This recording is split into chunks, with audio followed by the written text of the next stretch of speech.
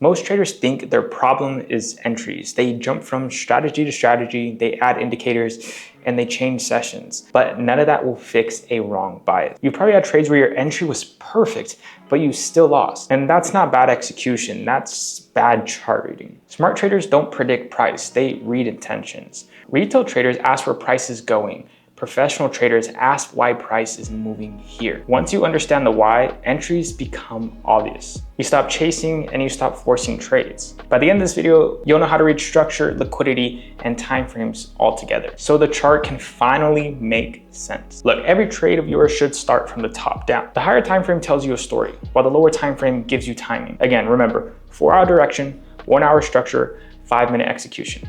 That's something that I live by and I follow day by day. Because look, if you're only looking at the 5-minute, you are trading completely blind. Your bias comes first and your entries come last. Always remember that. If this is already starting to make more sense than how you've been trading, comment, I'm starting to see the charts differently. Look, structure tells you who's in control at all times. Higher highs, higher lows, buyers are in control.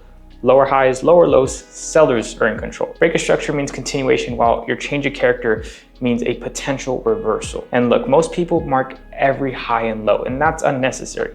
It makes your chart look messy, and it doesn't necessarily help you find better entries. Structure is not about just drawing lines. It's really about understanding behavior. And now we're gonna dive a little bit deeper into liquidity. Liquidity is generally where traders get trapped. Liquidity is really just stop losses, equal highs, equal lows, session highs, session lows, anything along those lines. And look, you may be asking, why does price hunt liquidity? It's because price needs orders to move and stop losses are orders. And look, there's a lot of common traps like breakouts that you may have chased, which was just liquidity getting taken. And look, liquidity always gets taken before the real move happens. So now we can go into confluences. And confluences are usually what removes emotions from trading. And look, I usually only reduce it to 3 rules only. Higher time frame bias is clear. Liquidity has been taken, and there's a structure shift in my direction. And look, if one of these is missing, I do not trade. No FOMO, no chasing, none of that. And this is how traders stop guessing and start waiting. Now let me show you what this looks like on a real chart. So look, as you can see, we are on JR40 or DAX. And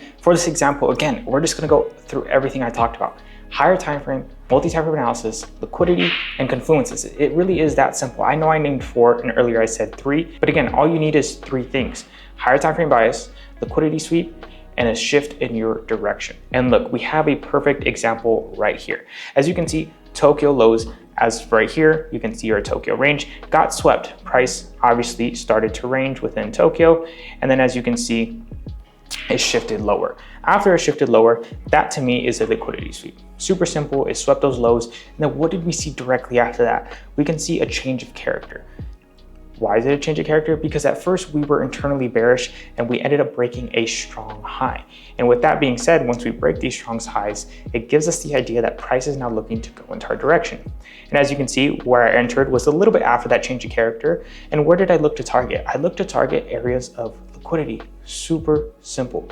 Super simple areas, just little minor highs or lows or session highs or lows. And in this case, there was no session highs or lows to target because Tokyo had already gotten taken. London highs from yesterday were unswept, and that was also another target. As you can see, price just absolutely ripped up higher and higher and higher. Ended up taking New York highs from yesterday, which is a liquidity point, and then also London highs from the day before, which is again, another area of strong liquidity. This is super simple, guys.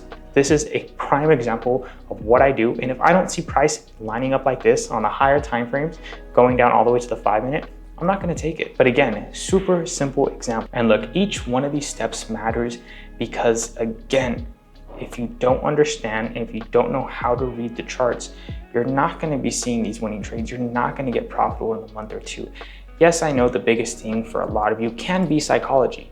They say 99% of traders who fail is because of a psychological reason. That's why they're failing. But granted, you still need a system that you know works, and you actually need to know why price is moving where it moves. Now look, let me save you months of pain. Don't trade lower time frame without higher time frame bias. Don't chase breakouts. Don't enter mid-range, and don't force Asia trades, all right? Again, as you can see, we had that good example right here, and I'm also gonna throw up a bad example right here of what not to do. How looking at the 5-minute only can cause you a disastrous trade, can cause you to take more losses.